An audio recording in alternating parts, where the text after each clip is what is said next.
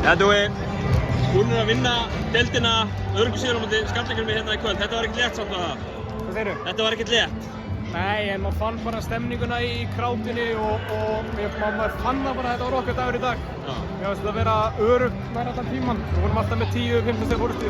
Þannig ég er með leið ógeðslega vel í dag. Þið fáðu sem að högga á okkur í byrjun leiks, þar sem að þeir eru með fórstuna eiginlega í fyrsta leiklutanum. Fyrir framan alla þessa bláklæddu aðdáendur ykkar og í raun og veru sigurhátíð í húsinu. Já. Var það ekkert svona, fór ekkert að renna á okkur tvær grímur? Nei, það er auðvitað bara, þú veist, auðvitað stress í mönnum í svona leik. Það er mikið undir, fullt hús hérna. Það er náttúrulega bara eðlilegt að maður byrja smá að hiksta, skilurðu, og hlutirnir kannski ekki alveg að detta fyrir mann í byrjun, en heilt við vorum bara frábæri í dag, sko.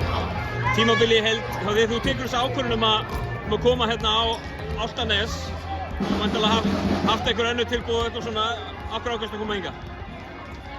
Bara, þú veist, mér leist svo vel á klúbbinn og ég var alltaf að fíla að spila í þessu íþróttahúsi og sérstaklega kærrið að þjálfa og bara það er svo flott uppbygging í gangi en eins og sér bara blóðfullt hús hérna á Álftanesi sem var alltaf til körfuboltaliðina fyrir nokkrum árum.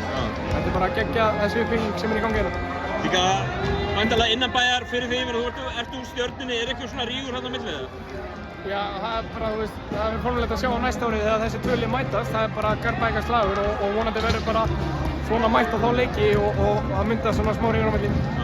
Væntanlega ánægður með að hafa náttúrulega, ég meina þið farið í gegnum þetta tímabilið, vinna ekkert alla leikina, lendi í, ég meina, þungt tap á móti Fjölni og þetta er svona tvísinn með að náða að klára þetta fyrsta seti en ég geri það á endanum. Þetta er gífurlegur karakter hjá liðinu.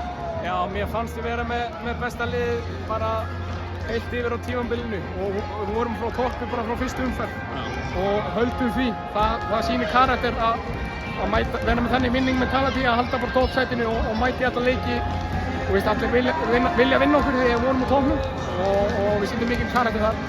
Stemmingin hérna í kvöld, alveg bara geggjuð sko. Eins og ég sagði, allir í bláu, merktir Álftanes, er ekki gaman að spila fyrir framan þetta fólk? Jú, þetta er geggjað og eins og ég segi, vonandi fá hana meðbyr bara með okkur á næsta tímabili og verður svona stemning í kringum klúbbinn, þá er virkilega gaman á næsta ári. Þú ætlar að drífa það að semja áfram við Álftanesinga?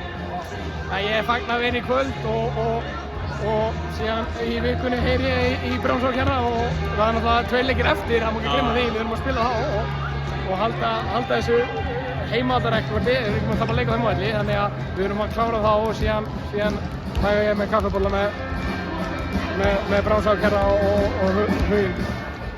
Takk fyrir og gangi ykkur vel. Takk fyrir.